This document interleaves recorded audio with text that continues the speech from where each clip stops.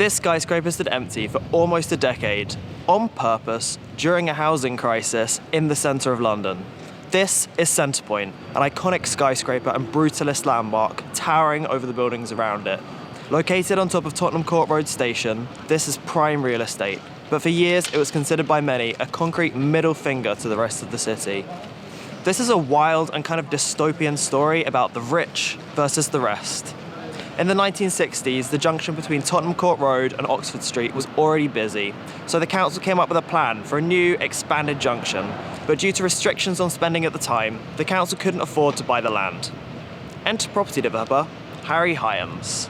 He proposed to buy the entire plot of land at market rates and then only build on the parts the council didn't need for their junction. In exchange, he'd be able to build as tall as he needed to go in order to make up for the land that he'd lost. The result? This would be considered by many to be slightly illegal because the council isn't allowed to accept anything of value in exchange for granting planning permission. But as this wasn't an official agreement, the plan went ahead unchallenged. Centrepoint was completed in 1966, along with Centrepoint House, a residential block connected by a glass bridge. At 34 stories tall, it is massive for the area and is made entirely of precast concrete. It was a statement of confidence. In Hyams' case, patience, because he didn't want to rent the building out floor by floor like everybody else. He wanted to wait for one big corporate tenant, and until he found it, the building would sit entirely empty. So for almost a decade, this building stood vacant. No people, no residents, right in the middle of a housing crisis. People were understandably very angry, and the responses were loud. In 1969, Reverend Kenneth Leach, a priest working in the local area, was so troubled by the number of young people sleeping on the streets around the tower that he started up a charity, offering shelter in the church basement.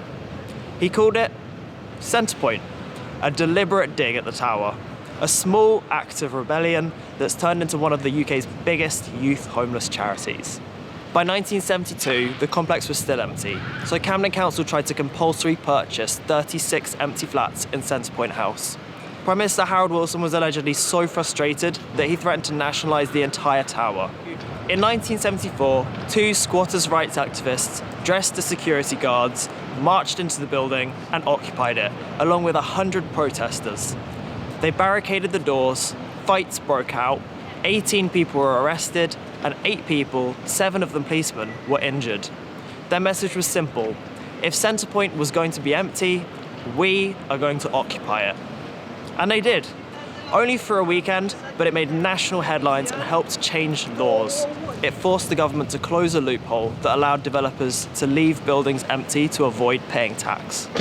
A few months later, the building got its first tenant, but it wasn't until 1975 that the building got its first major tenant, the Confederation of British Industry, which leased 14 floors for 34 years. In 1995, the tower got Grade 2 listed status, but by 2005, 12 floors of the building were still empty. In 2010, the top floor of the building was open to the public as a rooftop bar, but this was short-lived, as in 2015, a £350 million redevelopment transformed the building into luxury flats. The same building which sat empty during a housing crisis was now being turned into multi-million-pound apartments. The rooftop bar was turned into a private spa and rooftop pool for residents. The asking price for the penthouse was £55 million. And remember that junction that I was talking about? It never got built, and the site remained unchanged for more than 50 years until a recent redevelopment. In an ironic twist of fate, barely anyone wanted to move in. The penthouse eventually sold for £30 million, way less than the asking price. And for years, many flats sat empty, not because of lack of interest, but because they were bought as investments rather than homes.